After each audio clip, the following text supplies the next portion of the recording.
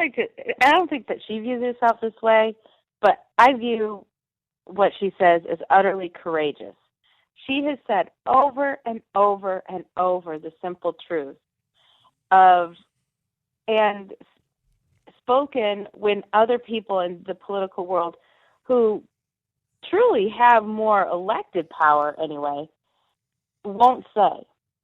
And so, like, even with talking about Ukraine, she was right years ago, and over and over and over, she's got to be the most annoying person in the world to Barack Obama, because she's just been right on everything. Now, personally, I think she's right because she has common sense. She's not so far removed and not so in the bubble, the DC bubble, that, that kind of just skews all normal, rational thought. So she is thinking and seeing what I feel like the normal person, average person, if they're paying attention at all, is seeing and giving voice to it.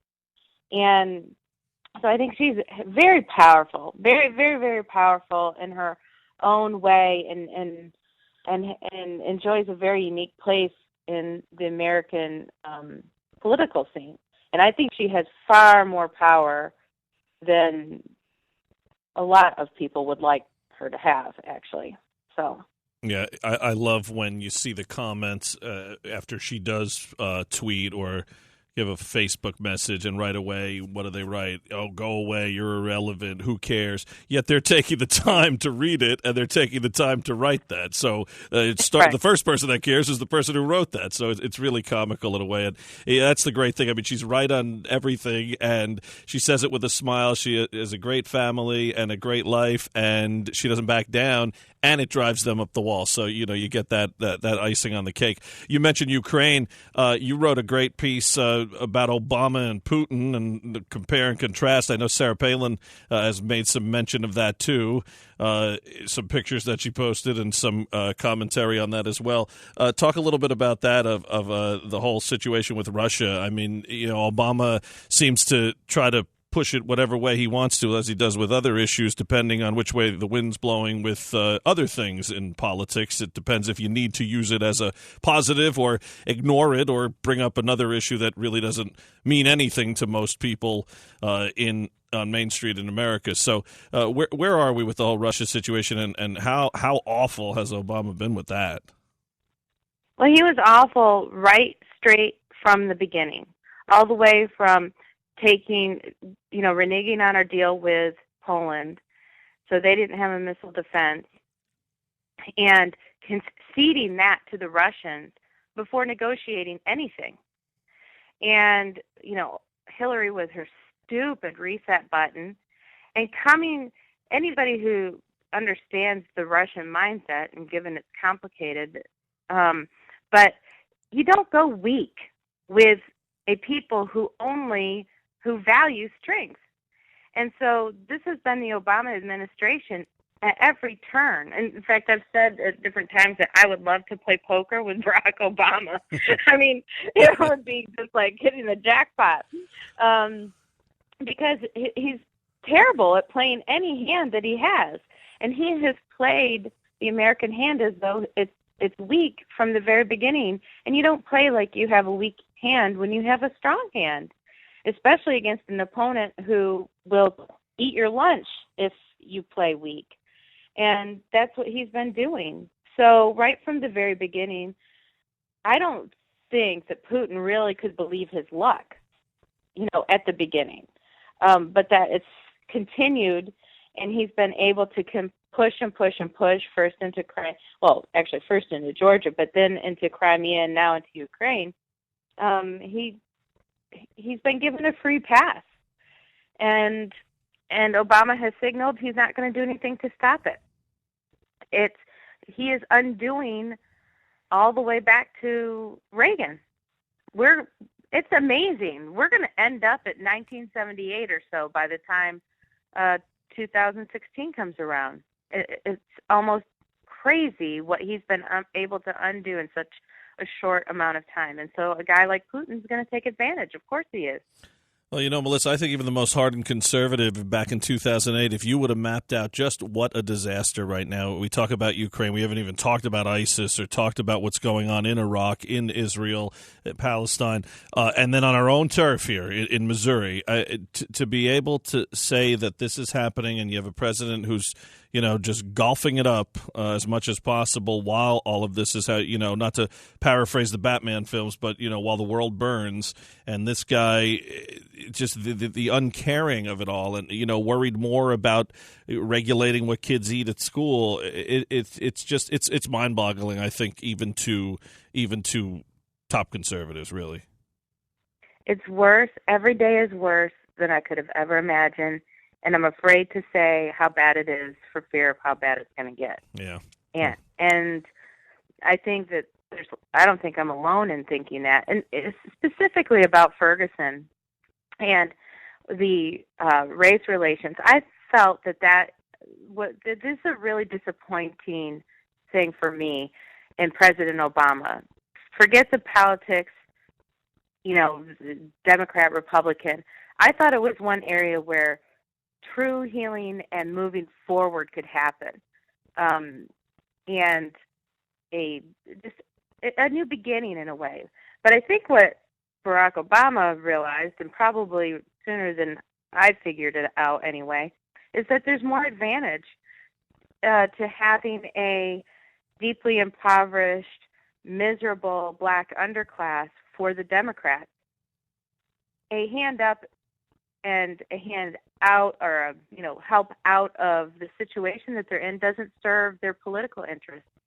And so there would be a hue and cry with the unemployment rate that there's been if a Republican were in charge.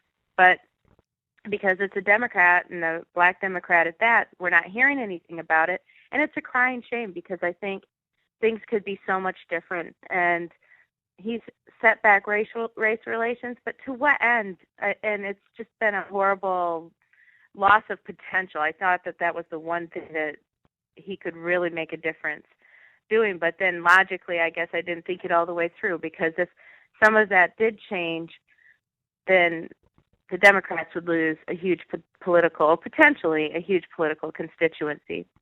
And so he's chosen politics and outright cynicism over helping a people who could really have benefited from his leadership. It's really sad. And, of course, the world's falling into chaos. So economically, blacks, minorities, women have done far worse under Barack Obama.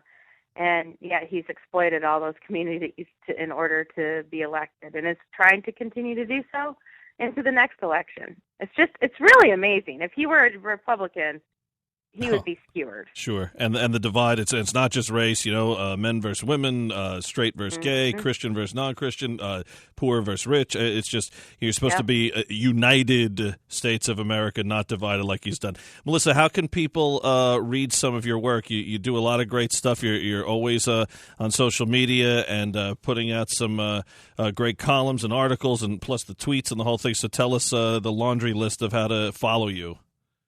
Well, the biggest way to follow me right now is via Twitter. In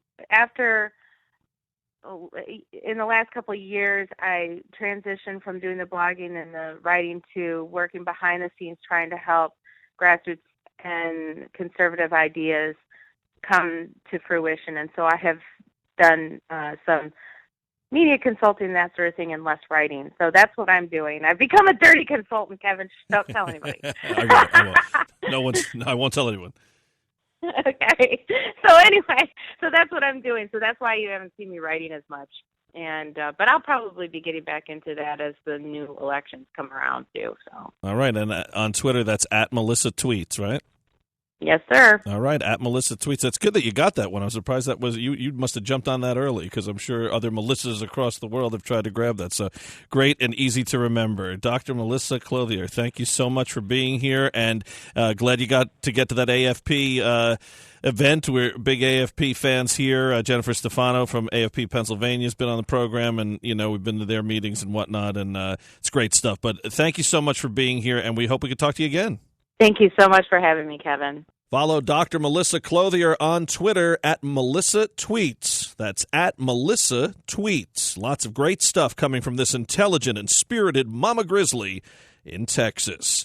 Well, the Palins have a new family member, this one with 4 legs. Jill Hadassah, officially in Alaska now, the Black Lab from Iowa's Puppy Jake Foundation, which trains dogs for adoption by our servicemen and women, including those recovering from PTSD, as well as families with special needs. Governor Palin wrote, quote, Jill Hadassah has been trained to be Trig's buddy, and we're over the moon to finally have her home. Thrilled, too, because all the rescue dogs and cats our kids have adopted over the years will hopefully learn something from our first dog trained to do anything.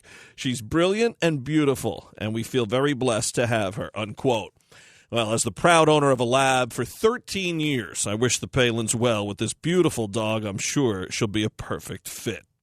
And legendary comedian Joan Rivers was hospitalized and in a medically induced coma this past week after she stopped breathing during vocal cord surgery. Governor Palin offered prayers to Joan Rivers and her family, as did Bristol Palin, who appeared on an episode of Wife Swap with Joan Rivers and her daughter, Melissa.